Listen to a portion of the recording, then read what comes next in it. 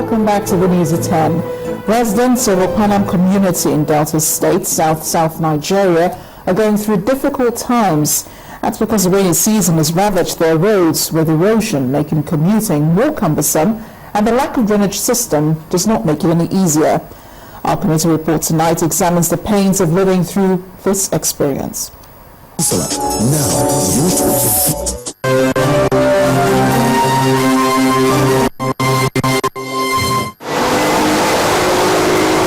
How is development measured in a nation?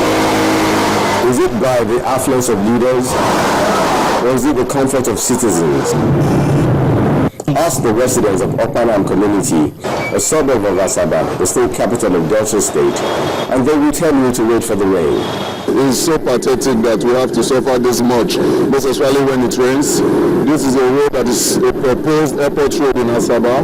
You can see it's an NDDC project, and this road is supposed to come straight. We have to maneuver through, and every day we have to go to mechanics to repair our cars because we don't have good roads.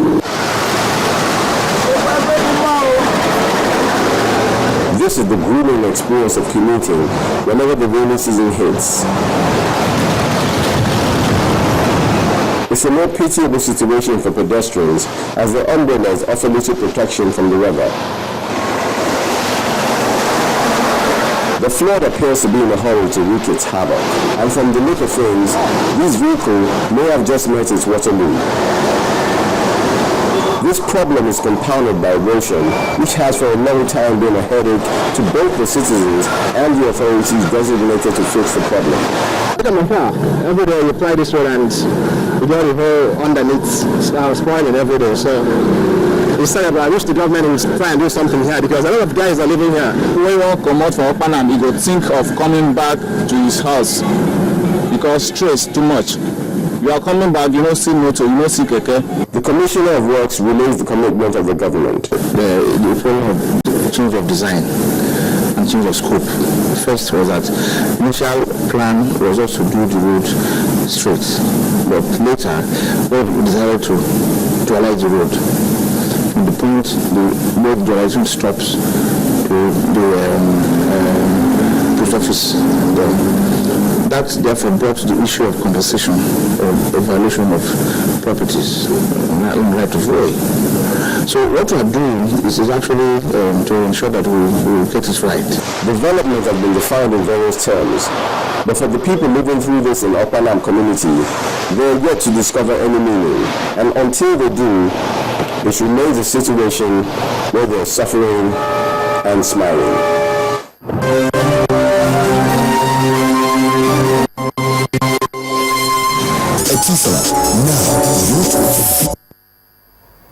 Subscribers to the Nigeria Labour Congress housing scheme have given the NLC 3 weeks to refund their money, which they paid into an account approved by the Labour Union.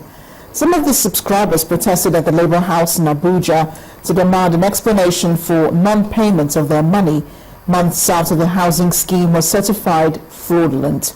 The Labour Congress in 2013 went into partnership with a private developer, Christian Valley Nigeria Limited, to build 300,000 homes, 100,000 of which was to be commissioned in December this year. But the project is yet to take off, and the Labour Congress is alleging fraud by the developer, Christian Valley Nigeria Limited. They blocked the entrance to the premises of the Nigeria Labour Congress and other Labour offices at the central area in Abuja, preventing anyone from going in or out. Workers from different organizations who subscribed to the NLC Christian Valley Affordable Housing Scheme launched by the Labour Congress on May Day 2013. Their demand is a refund of money they paid for the houses, which was to be delivered in December, but which has been shrouded in controversies amidst silence from the labor movement.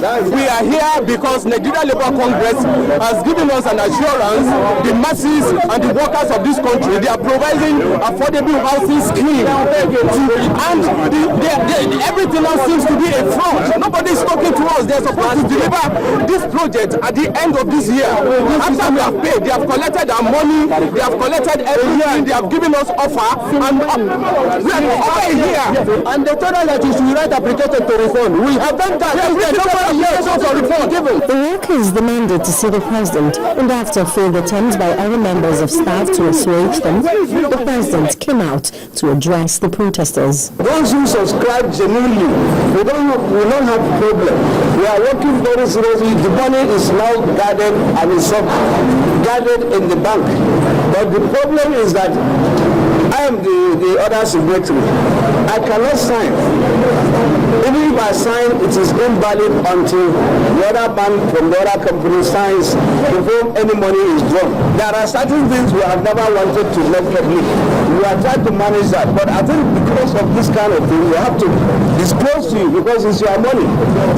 He said issues of forgery and fraud surrounding the scheme is presently being investigated by the Directorate of State Security and asked the workers to be patient. The subscribers pay between 400,000 to 5.5 million naira. The impact payments for the housing units ranging from one-bedroom apartments to three-bedroom detached bungalows. Many of them said they took loans which they service for as high as 40,000 naira monthly. The NLC president says he was taking the matter head-on. Hopefully, these subscribers, many of who are genuine, will be refunded their money. Omelogo, Nadia Channels, Television News. First Bank.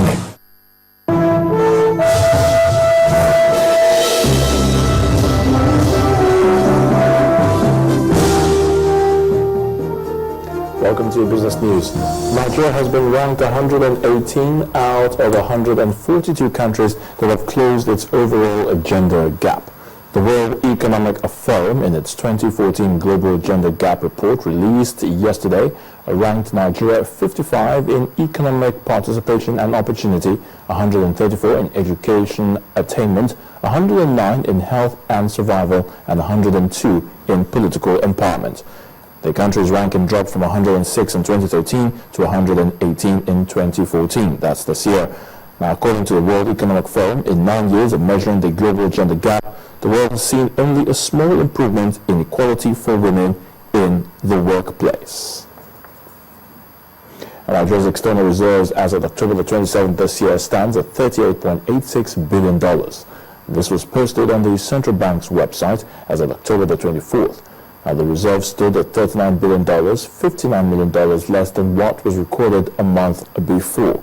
The CBN in the last couple of weeks had to take from the reserves to boost the naira, which has been under pressure owing to declining global oil prices, which currently stands at $86.27 per barrel.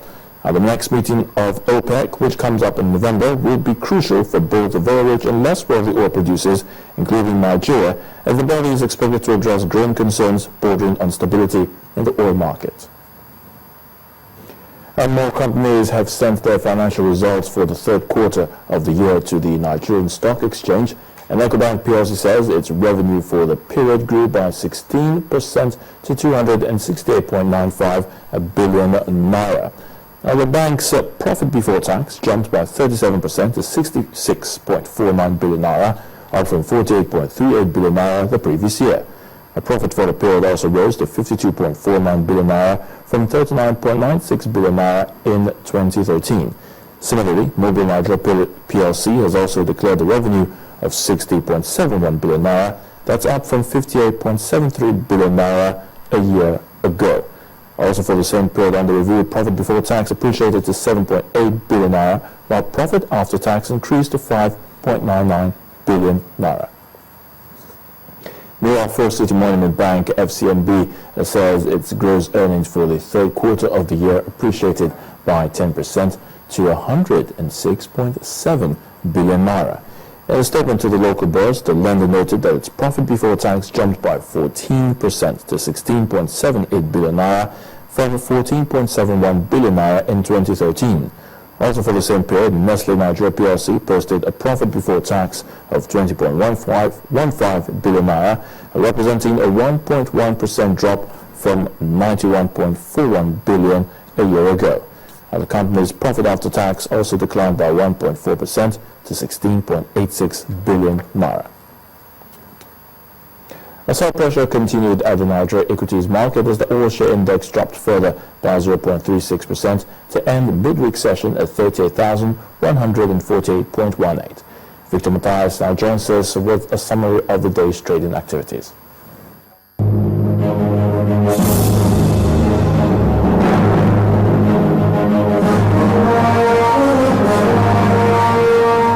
Hello and welcome to the Stock Market Report.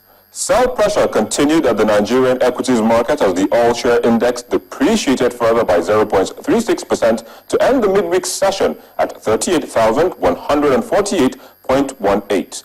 Market capitalization also fell to 12.63 trillion naira. Wednesday's top laggards include Cadbury, Forte Oil and Guinness. On the gainers list, CAP topped with 1 naira 49 kobo and is followed by Lafarge Wapco with 1 naira 30 kobo. On the activity chart, Mansard Insurance took the lead with 67.46 million units ahead of Fidelity Bank and First City Monument Bank. At the end of the trading session, over 377.77 million shares were recorded, valued at 4.10 billion naira, exchanged in 4,408 deals. That's it on the Stock Market Report. I'm Victor Matthias. That's it in business news. I'm Archie. We'll be back with the rest of the news at 10.